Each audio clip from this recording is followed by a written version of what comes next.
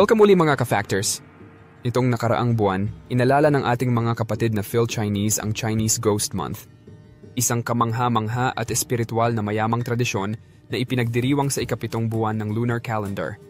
Ang buwang ito, na karaniwang tinatawag na Hungry Ghost Month, ay may espesyal na lugar sa kulturang Tsino at nagbibigay ng natatanging pananaw sa paraan ng paggalang ng mga tao sa kanilang mga ninuno at pagharap sa mga espiritu ng mga namayapa.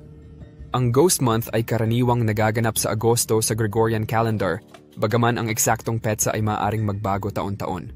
Sa panahong ito, pinaniniwalaang ang mga pintuan ng underworld ay bumubukas na nagbibigay daan sa mga espiritu na maglakad sa mundo.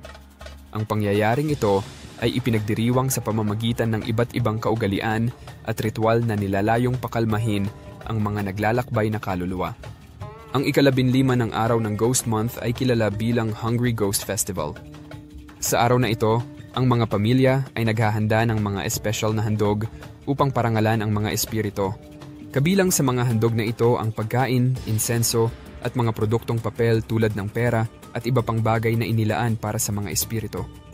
Sa pamamagitan ng paggawa ng mga handog na ito, umaasa ang mga tao na magiging masaya ang mga espiritu at hindi magdadala ng malas. Sa buong buwan, ang mga tao ay sumusunod din sa iba't ibang kaugalian upang protektahan ang kanilang sarili at kanilang pamilya mula sa mga negatibong impluensya. Itinuturing na malas na magsimula ng mga bagong proyekto, lumipat sa bagong bahay, o magpakasal sa panahong ito. Bukod dito, maraming tao ang umiiwas sa paglalakbay sa gabi at nagiging maingat upang tiyakin ang kanilang kaligtasan. Sa ilang komunidad, ang Ghost Month ay ipinagdiriwang sa pamamagitan ng mga pampublikong kaganapan tulad ng mga street performances at traditional na operas. Ang mga kaganapang ito ay nilalayong hindi lamang aliwin ang mga espiritu, kundi pati na rin panatilihin silang abala upang hindi magdulot ng gulo. Sa kanyang pinakapayak, ang Ghost Month ay panahon ng paggalang at pagninilay. Binibigyang diin nito ang kahalagahan ng paggalang sa ating mga ninuno at pagpapanatili ng koneksyon sa pagitan ng buhay at mga namayapa.